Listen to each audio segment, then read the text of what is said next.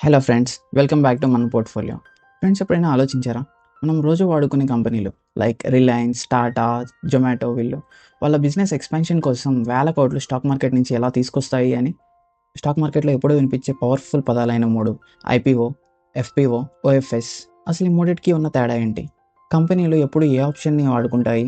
వీటి వెనుక ఉన్న రహస్యాలు, వీటన్నిటిని సింపుల్గా మన మైండ్లో ఫిక్స్ అయిపోయేలాగా ఈ వీడియోలో ఎక్స్ప్లెయిన్ చేయబోతున్నాను. సో ఎక్కడ స్కిప్ చేయకుండా లాస్ట్ వరకు చూడండి. అందులో మొదటిది ఐపీఓ. ఒక కంపెనీ లైఫ్లో first and most important stage ఈ ఐపీఓ, అంటే ఇనీషియల్ పబ్లిక్ ఆఫరింగ్. ఒక ప్రైవేట్ కంపెనీ మొట్టమొదటిసారిగా వాటి షేర్స్ని పబ్లిక్కి ఇష్యూ చేసి స్టాక్ మార్కెట్లో లిస్ట్ అయ్యే ప్రాసెస్ని ఐపీఓ అంటారు. ఇది కంపెనీ పబ్లిక్ జర్నీకి ఫస్ట్ గేట్ అనమాట. ఇక్కడ మీకు ఒక డౌట్ రావచ్చు, అసలు ఒక కంపెనీ ఐపీఓగా ఎందుకు లిస్ట్ అవ్వాలి? ఆ కంపెనీకి పబ్లిక్ నుంచి డబ్బులు తీసుకోవాల్సిన అవసరం ఏంటి అని. దానికి ఉన్న ఓన్లీ ఆన్సర్ గ్రోత్. అంటే ఒక కంపెనీ ఎక్స్పాండ్ చేయాలన్నా, నేషనల్ లెవెల్లో వాటి బ్రాంచెస్ ఓపెన్ చేయాలన్నా, లేదా కొత్త ఫ్యాక్టరీస్ కట్టాలన్నా, ఉన్న అప్పులు తీర్చుకోవాలన్నా సరే వాళ్ళకి డబ్బులు అనేవి అవసరం.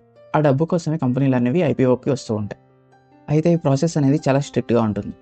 ముందుగా కంపెనీ తన లాభాలు, నష్టాలు, తన ఫ్యూచర్ ప్లాన్స్, తనకున్న అప్పులు ఇవన్నీ కూడా డిఆర్హెచ్పి అనే ఒక డాక్యుమెంట్ చేసి సెబీకి హ్యాండ్ ఓవర్ చేయాల్సి ఉంటుంది. సెబీ మొత్తం చెక్ చేసి ఓకే అన్న తర్వాతే ఒక ఇష్యూ డేట్ అనేది కన్ఫర్మ్ అవుతుంది.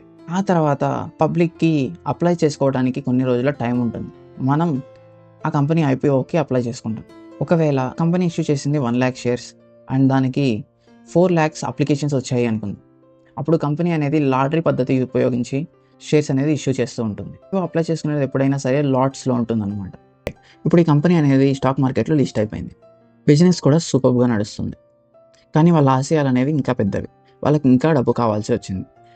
సో ఆల్రెడీ ఐపీఓగా లిస్ట్ అయిపోయింది కాబట్టి మళ్ళీ ఐపీఓ తీసుకురాలేరు. ఇప్పుడు ఈ కంపెనీ ఏం చేస్తుంది అంటే, ఇక్కడే ఎఫ్పీఓ అనేది పిక్చర్లోకి వస్తుందన్నమాట. ఎఫ్పీఓ అంటే ఫాలో ఆన్ పబ్లిక్ ఆఫరింగ్. పేరులోనే ఉంది ఫాలో ఆన్. ఆల్రెడీ ఐపీఓకి లిస్ట్ అయి ఉండి మార్కెట్లో ట్రేడ్ అవుతున్నప్పుడు కంపెనీకి ఇంకా డబ్బులు అవసరమై కొన్ని ఎక్స్ట్రా షేర్స్ని తీసుకొచ్చి మళ్ళీ పబ్లిక్కి ఆఫర్ చేయడాన్ని ఎఫ్పీఓ అంటారు.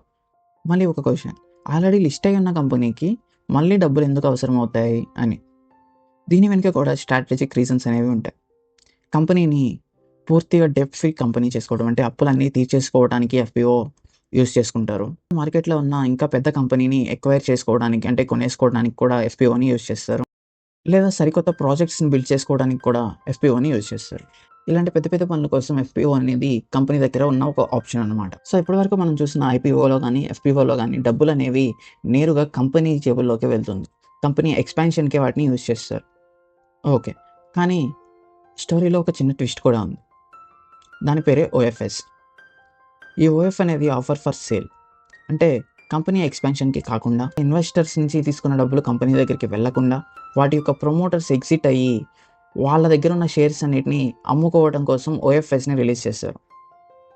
ఇక్కడ యాజ్ ఏ ఇన్వెస్టర్గా మనం గుర్తుపెట్టుకోవాల్సింది ఏంటంటే, ఓఎఫ్ఎస్కి వచ్చినప్పుడు కంపెనీ అకౌంట్లోకి రూపాయి కూడా వెళ్ళదు, మొత్తం ప్రమోటర్స్కి వెళ్తుంది. సో కంపెనీ ఎక్స్పాన్షన్కి మీ డబ్బులు ఉపయోగపడవు. ఈ ఓఎఫ్ఎస్ అనేది మెయిన్గా ప్రమోటర్స్ ఆర్ గవర్నమెంట్ కూడా కొన్నిసార్లు గవర్నమెంట్ ఎక్విజిషన్ని పబ్లిక్కి ఇష్యూ చేసేటప్పుడు కూడా ఓఎఫ్ఎస్ అనేది యూస్ చేస్తుంది, లైక్ ఎల్ఐసి కంపెనీ. మీ కన్ఫ్యూజన్ మొత్తం పోవడానికి ఈ చిన్న టేబుల్ని చూడండి. కంపెనీ ఆల్రెడీ లిస్ట్ అయి ఉందా? ఐపీఓకి అయితే కాదండి. ఇదే ఫస్ట్ టైం లిస్టింగ్కి వస్తున్న కంపెనీ అది. ఓఎఫ్ఎస్ ఆర్ ఎఫ్పీఓకి ఆల్రెడీ లిస్ట్ అయి ఉన్న వాటికి మాత్రమే ఈ ఆప్షన్స్ యూస్ చేస్తారు. కొత్తగా షేర్స్ ఇష్యూ చేస్తున్నారా? ఐపీఓకి ఎస్, ఎఫ్పీఓకి ఎస్, బట్ ఓఎఫ్ఎస్కి మాత్రం కాదు. ఆల్రెడీ ఉన్న షేర్స్ని ప్రమోటర్స్ సెల్ చేస్తున్నారు. డబ్బులు ఎవరికి వెళ్తాయి? ఐపీఓ, ఎఫ్పీఓ కేసులో మాత్రం కంపెనీ అకౌంట్కి వెళ్తుంది. ఓఎఫ్ఎస్ కేసులో మాత్రం ప్రమోటర్స్కి వెళ్తాయి. ఓకే ఫ్రెండ్స్, ఇదంతా బాగుంది. అసలు ఇన్వెస్టర్స్కి ఈ నాలెడ్జ్ అనేది ఎలా యూజ్ అవుతుంది? రేపొద్దున ఏదైనా ఐపీఓలో కానీ ఎఫ్పీఓలో కానీ ఇన్వెస్ట్మెంట్ చేయాలి అనుకుంటే ఈ మూడు విషయాలని గుర్తుపెట్టుకోండి. కంపెనీ ఫైనాన్షియల్స్ ఎలా ఉన్నాయో చెక్ చేసుకోండి. ఫస్ట్ థింగ్, వాళ్ళ లాభాలు ఎలా రిపోర్ట్ చేస్తున్నారు అని, వాళ్ళు ఆఫర్ చేస్తున్న ఇష్యూ ప్రైస్ కరెక్ట్గా ఉందా లేదా అనేది. అండ్ మూడోది మోస్ట్ ఇంపార్టెంట్, ఆ తెస్తున్న డబ్బుతో వాళ్ళు ఏం చేయబోతున్నారు అని. అప్పులు తీస్తున్నారా లేదా బిజినెస్ ఎక్స్పాన్షన్ చేస్తున్నారా అనేది కూడా తెలుసుకోవాలి. ఈ మూడు చెక్ చేసిన తర్వాతే ఒక డెసిషన్ తీసుకోండి. స్టాక్ మార్కెట్కి సంబంధించిన ఈ జీరో టు హీరో కోర్స్ అనేది మన యూట్యూబ్ ఛానల్లో మీ అందరి కోసం ఉచితంగా అందుబాటులోకి తీసుకొస్తున్నాం. ప్రతిరోజు సాయంత్రం 6 గంటలకి ఒక ఎపిసోడ్ అనేది రిలీజ్ చేస్తున్నాం. మీకు మా వీడియోస్ యూజ్ఫుల్ అనిపించి మమ్మల్ని సపోర్ట్ చేయాలి అనిపిస్తే ఖచ్చితంగా ఈ వీడియోకి ఒక లైక్ చేయండి. అలాగే ఈ సిరీస్లో ఏ ఎపిసోడ్ని మిస్ అవ్వకుండా చూడాలి అనుకుంటే మన పోర్ట్ఫోలియో ఛానల్ని సబ్స్క్రైబ్ చేసుకోండి. కంటెంట్ వర్తి అనిపిస్తే తప్పకుండా మీ ఫ్రెండ్స్ అండ్ ఫ్యామిలీకి షేర్ చేయండి. మరో యూజ్ఫుల్ ఎపిసోడ్తో మళ్ళీ కలుద్దాం. అంతవరకు సెలవు. Thank you. జై హింద్.